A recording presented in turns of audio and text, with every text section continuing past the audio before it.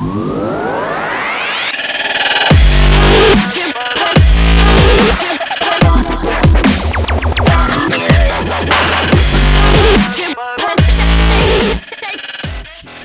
everyone, welcome back to another version of Carl's Cubase tutorials.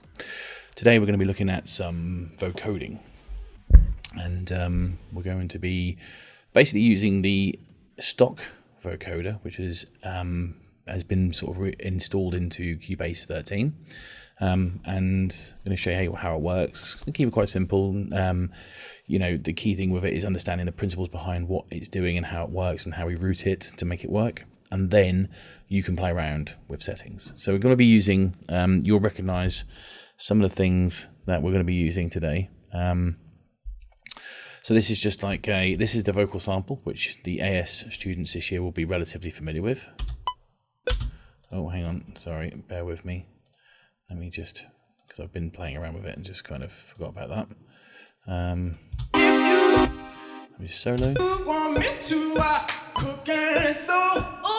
So the first year students will be familiar with this sample. So I've put it on the loop and I've set it on to 100. I've time stretched it already to 100 BPM, but I haven't done anything else with it. I haven't changed the pitch. It's the original sample. I've just literally time stretched it to fit at 100 BPM. And then I've got a vocoder, it's a carrier, what I call a carrier signal. So this is a synthesizer. This is using good old Retrolog. So just a preset that I've picked randomly, and I'm going to be using this, and this is what it sounds like.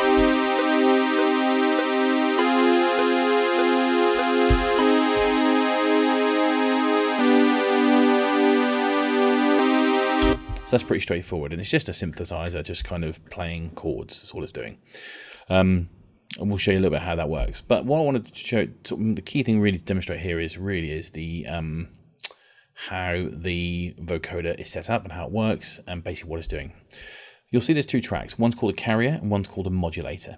And basically that's how vocoders work. Vocoders have been around since the 1970s. They're using loads of disco tracks in the 80s, sort of synth funky kind of sort of bits and pieces. And, you know, you get artists like Daft Punk using them today and things like that. So you'll find a lot of people often confuse them, and because they do sound quite similar to talk boxes. They work on the same principle, which is basically a modulator modulating a signal.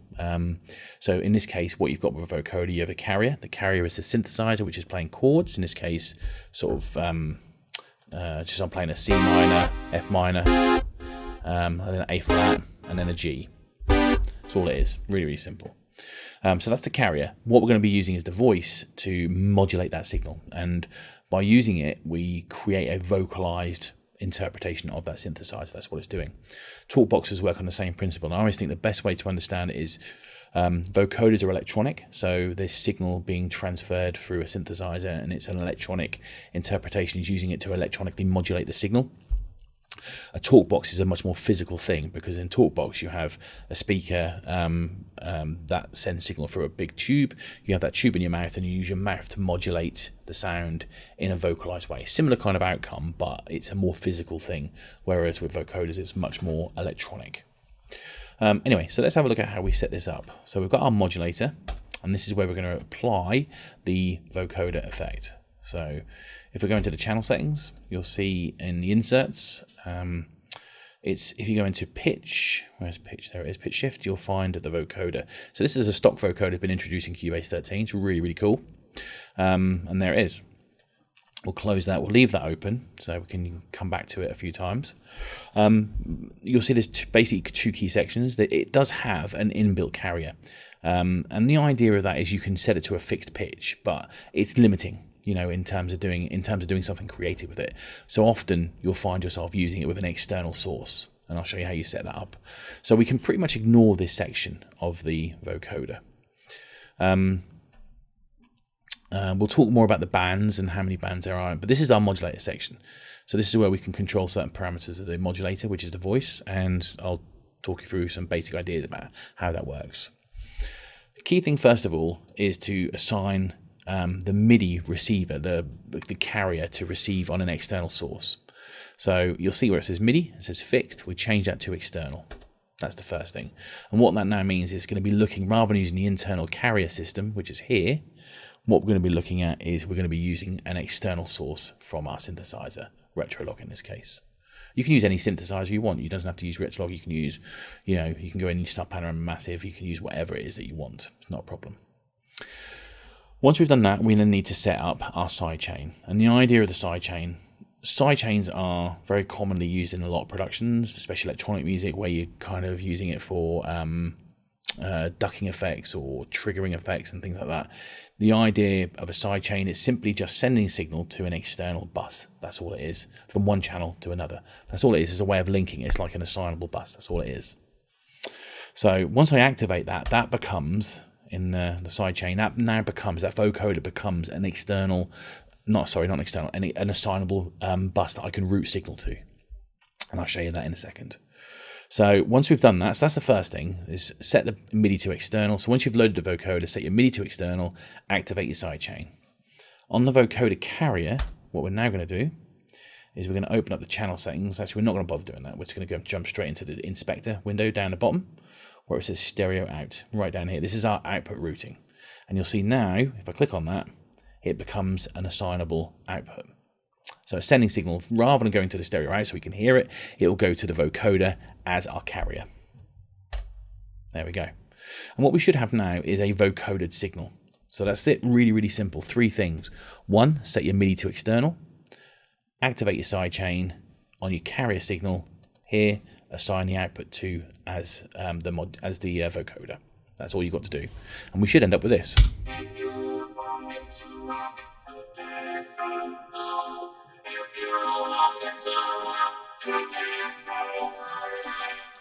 There we go, and that's it. That's our vocoder. So basically, how many bands we assign in the filter bank will determine the legibility of the voice. So if I set the bands to 24, for example, you can really hear the voice, you can really hear the words. Set it to 5. It's much more synthesized, and you lose the legibility of the voice. That's a really important thing. And obviously you can play around with the number of bands and find a thing that suits you. I mean, 12, 13 is the default, so which is a kind of good compromise between synthesized sound and voice transference. But what we also have is a few settings within the modulator. The main one to look at is your talk through. So this is what this is going to do, is allow the signal of the original sample back through in the mix.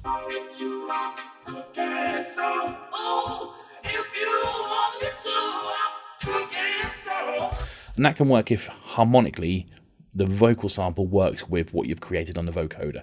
If it's complete, if you've got something which is in E flat in the sample and then you're doing something in, I don't know,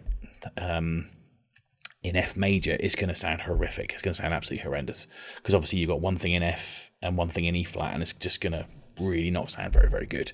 So be aware of that when you use a talk through. Does it work harmonically with what you're creating in the vocoder carrier to what you've got in the original sample? All right. You can play around with things like the bandwidth as well. You can increase and decrease the bandwidth. You can set the minimum frequencies, the maximum frequencies, and there's a few other things like envelope speeds and stuff like that you can play around with. So do have an experiment with it. I'm not going to go through every single thing. You can experiment and so on and so forth. There are presets, so you can have a look through different presets that you can kind of have a look at. Mood pad sounds very different.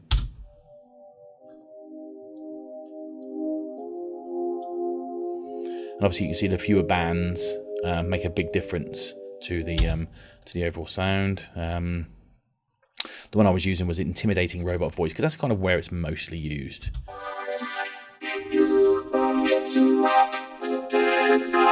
That's a very common sort of approach, is just kind of like that synthesized voice sound. Now I'm using the carrier. I'm using a preset kind of like synth part. You don't have to do that. Sorry to move the microphone.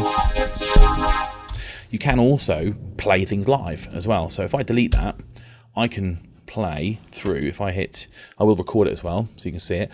I'm going to play live against the sample.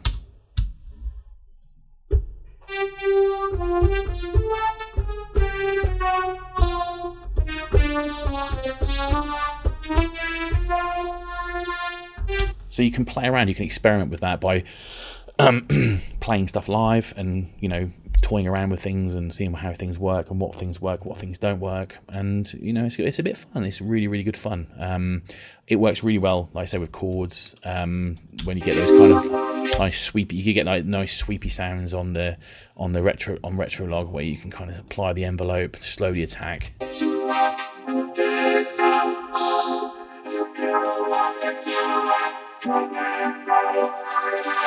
And you hear that kind of sweeping effect. You can add resonance, and that's the advantage of using external carriers, is you've got a lot more control over the filters, oscillators, envelopes, so much more control. So it really is a much more beneficial way of working with it. So it's a really cool idea. You know, like I say, vocoders have been around for years, and they're a really nice tool that if you've got a vocal sample like that, you think, I really don't like the sample, what can I do with it? That's a really good place to start. And you can, you know, it doesn't take too much to kind of get it working and experiment. And like I say, you can play live, and you can even play around, like I said before, about matching what's in the vocoder carrier, matching that to the sample melody, and then allowing talk through, and that can work really well, because then you're combining the original vocal sample with a synthesized robotic kind of voice layered on top of that, and that can work really well as well. Anyway, that's it for today. There's an introduction to vocoder. So a key thing to remember, the vocoder goes on your modulator. That's where we load the vocoder, set your MIDI to external, activate the sidechain, and then on the carrier, assign the output to the sidechain on the vocoder. That's basically it. And once you've done that, the rest is all in the settings and kind of playing around and experimenting. But that's pretty much how you get the vocoder working in Cubase 13. And there we go. That's it. Thank you very much. And I'll see you all in another episode.